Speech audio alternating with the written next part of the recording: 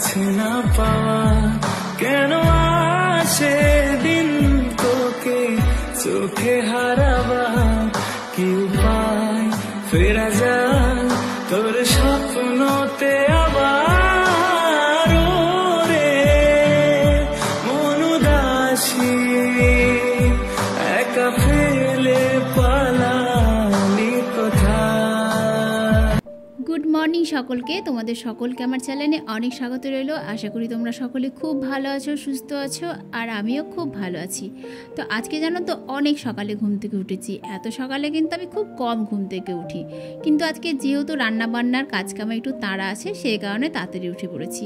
তো ঘুম থেকে উঠে বাড়ির যা বাসি কাজ সমস্ত কাজও হয়ে গেছে, এমনকি আমি রান্নাঘরেও চলে এসেছি এখন রান্নাবান্না করতে। এখন চা করছি, এরপরে একটু ঘুগনি বসাবো। তো তোমরা হয়তো মনে মনে ভাবছো যে আজকে এতগুলো কাপ কেন, কারণ অন্যান্য দিন 2টো কাপ নইলে 3টে কাপ থাকে, আর আজকে এতগুলো কাপে চা ঢেলেছে।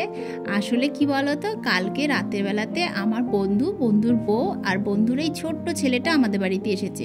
আসলে কি বলতো, কালকে খুব বৃষ্টি পড়ছিল, বাড়িতে কারেন্ট ছিল না, সেই কারণে ভিডিও করিনি, তাই আজকে করছি। তো কালকে ওরা অনেক রাত্রি এসেছে, যেহেতু আমাদের এখানে ঝড় বৃষ্টি হচ্ছিল, তো সেই কারণে একটু আসতে দেরি হয়েছে।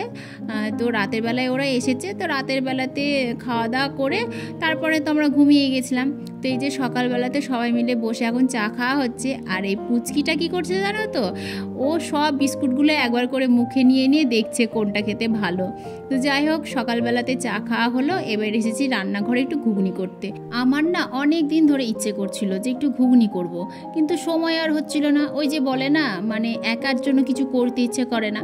তো আজকে দেখলাম বাড়িতে সবাই আছে, তাই ভাবলাম সকালবেলা একটু ঘুগনি করি। আর ফ্রিজে অনেক মিষ্টি আছে, তাহলে সকালবেলায় ঘুগনি, মুড়ি, মিষ্টি এইসব দিয়ে সকালের টিফিনটা হয়ে যাবে। সেই কারণে এখন ঘুগনি করতে বসিয়ে দিয়েছি। তো মটরটা কালকে রাত্রে নিয়ে এসেছিলাম, নিয়ে এনে ভিজিয়ে রেখেছিলাম, কারণ মটর না ভিজিয়ে রাখলে তো ঘুগনি করাটা ভালো হবে না। সঙ্গে সঙ্গে মটর ভিজিয়ে সেই মটরের ঘুগনি করলে না স্বাদ ভালো হয় না। সেই কারণে প্রথমে মটরগুলো আলু দিয়ে একটু লবণ দিয়ে সেদ্ধ করে নিয়েছিলাম, আর এখন তোমার মশলাটা কষে নিচ্ছি। তো আমার মশলাটা কষানো হয়ে গেছে, এবার সেদ্ধ করে রাখা মটর আর আলুগুলো দিয়ে দিলাম। আর আলুগুলো পরে আমি এভাবে খুঁচে খুঁচে দিব, তাহলে কি বলতো ঝোলটা একটু গাঢ় হয়ে যাবে। তো অনেকে আলু ভেজে দেয়, আমি আবার একটু সেদ্ধ করেই দিলাম, কারণ আমার মাকে দেখি এইভাবেই রান্না করতে, তাই আমি বেশিরভাগ মায়ের মতনই রান্না করি। এই যে আমার সকালকার ঘুগনি, মুড়ি আর মিষ্টি রেডি। এটা হচ্ছে আমার থালা, এটা এখন খাবো, খেয়ে তারপরে দুপুরে রান্নাবান্না করব। খেতাম না, কিন্তু দেখলাম অনেক কিছু রান্নাবান্না করতে হবে, আর অতক্ষণ ধরে খালি পেটে দাঁড়িয়ে দাঁড়িয়ে রান্না করতে গেলে মাথাটা যদি গরম হয়ে যায় তাহলে রান্নাবান্না আর ভালো হবে না। সেই কারণে একটু পেট ভরে খেয়ে নিলাম। তো মুড়ি যেহেতু ছিল, ঘুগনি ছিল, সেই কারণে খেলাম। যদি এটা ভাত তরকারি হতো তাহলে খেতাম না, কারণ সকালবেলাতে ভাত খেতে আমার একদম ভালো লাগে না। সেই কারণে সবাইকে জিজ্ঞেস করেছিলাম যে কি খাবে সকালে, তো সবাই বলেছিল হালকা কিছু। তো সেই কারণে আমি ঘুগনি মুড়িটাই পছন্দ করলাম সকালে খাবারের জন্য। তো এখন দুপুরে রান্নাবান্না হচ্ছে। তো আমার বর নিয়ে এসেছে পনিরটা এই কারণে নিয়ে এসেছে, কারণ ফ্রাইড রাইস রান্না হবে সেই কারণে। তো পনিরে প্রথমে আদা জিরে বাটা দিয়ে দিয়েছি, গরম মশলাও দিয়ে দিয়েছি গোটা, আর এখানে দিলাম তোমার কারি পাতা আর হচ্ছে মেথি পাতা, কারণ কারি পাতা মেথি পাতা ছাড়া কিন্তু পনির খেতে একদম ভালো লাগে না। তো মশলা টশলা কষে এবার এর মধ্যে জলটা দিয়ে দিলাম। এবার জলটা একটু গরম হয়ে গেলে এর মধ্যে চারমগজ বাটা আর পোস্ত বাটা দিয়ে দিলাম, কারণ চারমগজ বাটা আর পোস্ত বাটা না দিলে পনিরের কোনো স্বাদই আসে না। তো এটা যেহেতু দেওয়া হয়ে গেছে, তাই দিয়ে দিলাম এবার পনির ভাজাগুলো। অনেকে পনির কিন্তু কাঁচাই দেয়, তো আমাদের বাড়িতে আমার বর আবার কাঁচা পনির খেতে পছন্দ করে না, সেই কারণে ও বলে সাদা তেল দিয়ে একটু ভেজে নিবা, তাহলে খেতে ভালো লাগবে। সেই কারণে ওর কথা মতন পনিরটা আমি সাদা তেল দিয়ে হালকা একটু ভেজে নিই। তো দিয়ে দিলাম চিনি, আর এটা হচ্ছে গরম মশলা। এটা কিন্তু আমি বাড়িতেই বেশিরভাগ বানাই, তো অনেক কিছু দিয়ে বানাই, এটার কিন্তু টেস্ট খুব সুন্দর হয়। তো যাই হোক, ওইদিকে পনির রান্না হয়ে গেল। এবার তোমার বসালাম চিকেন কষা, কারণ আমার বর আবার মাটন নিয়ে এসছে। মাটন তো খেতে আমি একদম পছন্দ করি না, সেই কারণে আমার জন্য এখানে চিকেন কষা রান্না হচ্ছে। তো চিকেনটার জন্য প্রথমে যা যা লাগে সমস্ত কিছু দিয়ে দিয়েছি, মানে তেজপাতা, গরম মশলা আর হচ্ছে শুকনো লঙ্কা ফোড়ন দিয়ে তার মধ্যে কাঁচা পেঁয়াজ কুচি, লঙ্কা কুচি আর মাংসগুলো দিয়ে ভালো করে একটু ভেজে নিলাম। তারপরে তোমার এর মধ্যে আদা বাটা, রসুন বাটা আর জিরে বাটা দিয়ে দিলাম। এবার এটাকে ভালো করে একটু কষিয়ে নিব। তার মধ্যে তোমার দেওয়া আছে লঙ্কা গুঁড়ো আর হচ্ছে লবণ। ওটা না দিলে তো একেবারেই খেতে ভালো লাগবে না। তো ওইদিকে মাংসটা কষানো হচ্ছে, তো সেই টাইমে ভাবলাম যাই এবার একটু মাংসটাকে ভালো করে মাখিয়ে রাখি। এটা তো খাসির মাংস, তাই ভাবলাম আজকে একটু অন্যরকমভাবে রান্না করব। অন্যরকম বলতে সমস্ত মশলা দিয়ে একবারে মেখে চুখে গ্যাসের উপরে বসিয়ে রাখবো, মানে গ্যাসটা একটু হালকা করে দিয়ে দিব, তারপরে ঢাকনা দিয়ে ঢেকে হালকা আছে আজকে এই মাংসটা রান্না করব। তো এখানে 1.5 কেজি মতন মাংস আছে, মানে 1.5 কেজি মতন না, মানে 1.5 কেজি আছে খাসির মাংস। তো লবণ, হলুদ, লঙ্কা চেরা, পেঁয়াজ কুচি, আজকে কাঁচা তেজপাতা, কাঁচা শুকনো লঙ্কা মানে ভেজে দিইনি, তারপরে সর্ষের তেল আর তোমার যে আদা জিরে বাটাটা আছে, মানে এটা তো পোলট্রির মাংসতে দিলাম, আর বাদ বাকি যা ছিল আদা বাটা, জিরে বাটা, রসুন বাটা সব মশলা এবার এর মধ্যে দিয়ে দিলাম। তো এটাকে এবার একটু ভালো করে মেখে নিব। তো এর মধ্যে কিন্তু সবই দিয়েছি, কিছুটা হয়তো তোমাদেরকে বলেছি, কিছুটা হয়তো বাদ চলে গেছে। তো যাই হোক, ভিডিওতে তোমরা তো দেখতেই পেলে আমি কি দিয়েছি না দিয়েছি। তো এখন এটাকে একটু ভালো করে মেখে চেখে তারপরে এটাকে হালকা গ্যাসে বসিয়ে রাখবো। তো ওইদিকে গ্যাসটাকে কমিয়ে দিয়ে মাংসটাকে বসিয়ে রাখলাম আর ঢাকনা দিয়ে ঢেকে রাখলাম। আর খাসির মাংস যত তুমি গ্যাস কমিয়ে কমিয়ে রান্না করবা তত কিন্তু খেতে ভালো হয়। তো যাই হোক, আজকে খুব তাড়াতাড়ি ঘুম থেকে উঠেছিলাম বলে খুব তাড়াতাড়ি আজকে রান্নাবান্নাও হয়ে যাচ্ছে। এখন প্রায় 11টা মতন বাজছে। তো আজকে খাসির মাংসটা ওইভাবে রান্না করছি আর পোলট্রির মাংসটা এইভাবে রান্না করছি। তো পোলট্রির মাংসতে আজকে ক্যাপসিকাম দিয়েছি আর দিয়েছি টক দই, যেটা আমি খুব কম দিয়ে থাকি। তো আজকে পোলট্রির মাংসটা একেবারেই কষা কষা করে রান্না করব। তো দেখতেই পাচ্ছ সব ঝোল প্রায় শুকিয়ে গেছে। এখন একটু গরম মশলা দিয়ে আবার এটাকে নেড়ে চেড়ে নামিয়ে নেব। তো নামানোর আগে একটু মিট মশলাও দিয়ে দিলাম। তো এবার রান্না করবো ফ্রাইড রাইস। তো ফ্রাইড রাইসের ভাতটা আমি আগেই করে রেখেছিলাম। তো এখানে গরম মশলা, তেজপাতা দিয়ে দিয়েছি ফোড়ন, আর তোমার দিয়ে দিলাম এখানে গাজর, কারণ গাজরটা একটু আলাদা করে ভাজলে বেশি ভালো হয়, কারণ গাজর একসঙ্গে দিলে খুব একটা ভালো ভাজা হয় না। তো গাজরটাকে প্রথমে দিয়ে গাজরটা একটু ভালো করে ভেজে নিয়েছি, তারপর দিয়েছি বিন আর ক্যাপসিকাম, আর তার মধ্যে দিয়ে দিলাম একটু চিনি আর লবণ, কারণ এটা যখন ভাতের সঙ্গে মানে ভাজা হয় তখন চিনি লবণ দিলে সবজিগুলোর মধ্যে কিন্তু চিনি লবণ ঢুকে না, সেই কারণে ভাজার সময় একটু দিয়ে দিলে খেতে ভালো হয়। তো এবার ভাতগুলো দিয়ে দিচ্ছি। এখানে প্রায় 1 কেজি মতন চাল আছে, আর ভাতটা দিয়ে তারপরে আস্তে আস্তে নেড়ে চেড়ে তারপরে তোমার যা যা লাগে সব কিছুই দিয়ে দেবো। তো এখানে এখন দিয়ে দিলাম লবণ, মানে যতটা লাগবে ততটাই দিলাম, কারণ ওইদিকে আবার দেওয়া আছে তো আগে থেকেই সবজিগুলোর মধ্যে। তো ভাতে যতটা লাগলো ততটা লবণ আর চিনি দিয়ে দিলাম, আর দিয়ে দিলাম তোমার ঘিটা একটু বেশি করেই দিব, কারণ যতটা ঘি দেওয়া যায় ততটাই ভালো লাগে খেতে। আর আমাদের বাড়িতে ঘি জিনিসটা খেতে সবাই বেশ ভালোই বাসে, সেই কারণে একটু বেশি করেই ঘি দিলাম। আর দিলাম এখানটায় তোমার একটু মশলা।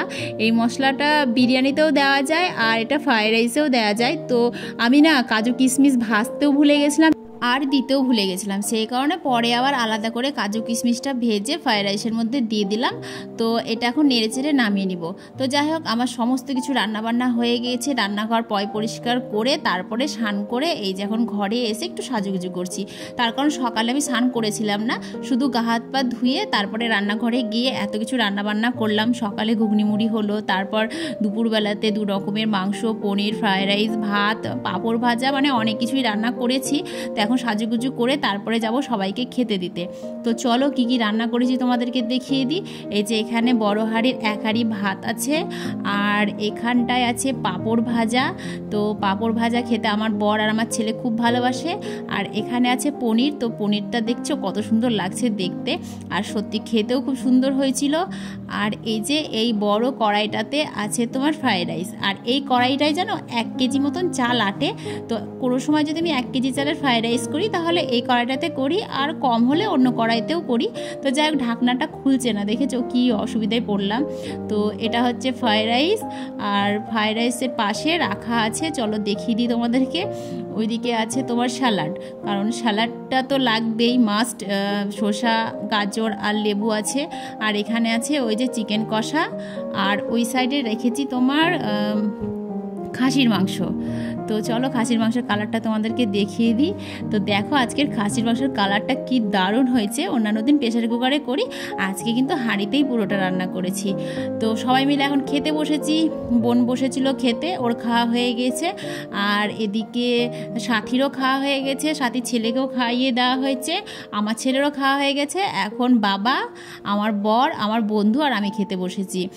বাবাকে ফোন করে ডাকলাম যে বাড়িতে খেতে হবে না, চলে আসো, দিয়ে এখানে খেয়ে যাও। আর আমি বাড়িতে ভালো মন্দ রান্না করলে বাবাকে ফোন করে ডাকি, বাবা এসে খেয়ে যায়। এমন না যে আগে থেকে বলতে হবে, এরকমটা না। আমি মানে যখনই ডাকি যে বাবা এই রান্না করেছি, রান্না করেছি, এসে খেয়ে যাও, বাবা কিন্তু চলে আসে খেতে। তো যাই হোক, খাওয়া দাওয়া করে বিকেলবেলাতে সাথীকে নিয়ে একটু ঘুরতে বেরোলাম। তো দেখেছো কেমন মেঘ মেঘ করছে। তো যাই হোক, যতটা পারি ততটা একটু ঘোরানোর চেষ্টা করি। আর আমাদের এখানে আশেপাশে কয়েকটা মন্দির আছে, তাই ভাবলাম মন্দিরগুলোকে ঘুরিয়ে নিয়ে আসি। পরে যদি ওয়েদার ভালো থাকে তাহলে পার্কের দিকে যাব। তো আজকের মেঘটা দেখছো কি দারুণ লাগছে দেখতে, তাই না? বেশ সুন্দর লাগছে। তো গিয়েছিলাম দাদাস্থান, এটা হচ্ছে জৈন মন্দির। আর এই মন্দিরটা পুরোটাই কিন্তু পাথর দিয়ে তৈরি করা, দেখতে খুবই সুন্দর লাগে।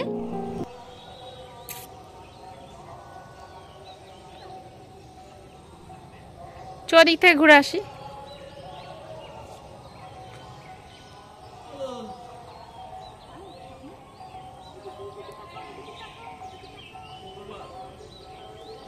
ওরে বাবা, কি দারুণ স্টাইল গো! ওরে বাবা,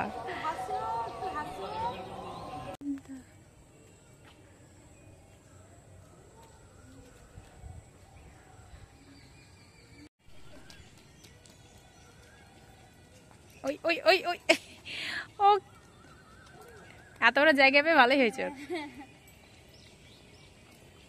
চলে এসো, চলে এসো, চলো।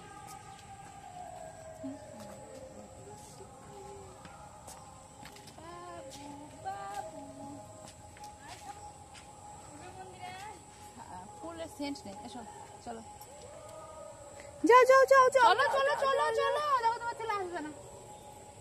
থাক, আমি এসেছি, যাও। মাম্মাম চলে গেল, চলে গেল, চলে গেল, মাম্মাম চলে গেল, তোমাকে নিয়ে গেল না।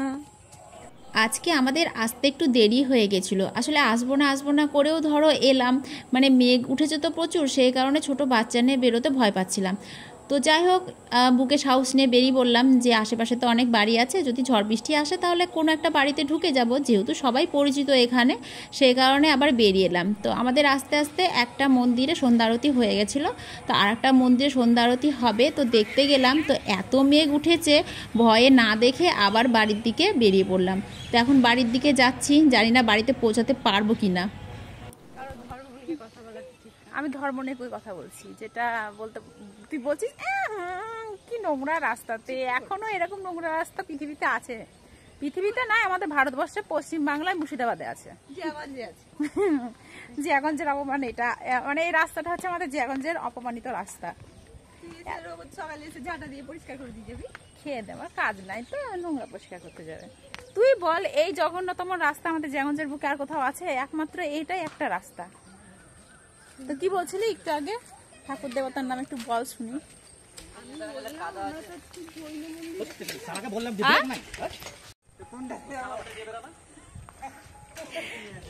সাইকেলে অ্যাক্সিডেন্ট করে দিয়েছে, সাইকেলের ব্রেক নেই গো। আচ্ছা, সাইকেলের ব্রেক নাই, ওই সাইকেল কেন আমি রাস্তায় নিয়ে বেরোবো? হ্যাঁ, বাড়িতেই যাচ্ছিলাম, তো সাথী বলছে দিদি কালকে কিন্তু বাড়ি চলে যাব। তো দেখলাম ও যেহেতু কালকে বাড়ি চলে যাবে বলছে, কিন্তু কালকে যদি চলে যায় তাহলে তার পার্কে ওকে ঘোরাতে আসতে পারবো না, তাই ভাবলাম যাই পার্ক থেকে একটু ঘুরিয়ে নিয়ে আসি। আর পার্কটা তো যেহেতু আমাদের বাড়ির সামনেই, সেই কারণে নিয়ে গেলাম। তো মেঘটা দেখেছো কি অবস্থা, কালো হয়ে আছে। তো যাই হোক, আজকে পার্কের ভেতরটা না দারুণ লাগছিল দেখতে, মানে ওপরে মেঘ আর ওয়েদারটা আর মানে পরিবেশের কালারটা এত সুন্দর ছিল, মানে তোমরা তো দেখে বুঝতেই পারছো ভিডিওটা কত সুন্দর উঠেছে। তো বসে বসে দোল্লা খাচ্ছিলাম, তো ওইদিকে মেঘের অবস্থাটা খালি দেখো, এত যে মেঘ উঠেছে, তাও কি মানুষের ঘোরাফেরা বন্ধ আছে? কত মানুষের ভিড়, সবাই এসেছে পার্কে ঘুরতে, কেউ বাইরে থেকে এসেছে, কেউ আবার লোকালে মানে বাচ্চা কাচ্চা নিয়ে এসেছে। আর এখানে বেশিরভাগ লোকালের বাচ্চারাই আসে বিকেলবেলায়, মানে পার্কের ভিতরে এই যে দোল্লা টোল্লা আছে তো অনেক, তো এখানে এসে দোল্লা টোল্লা খায়, খেলাধুলো করে।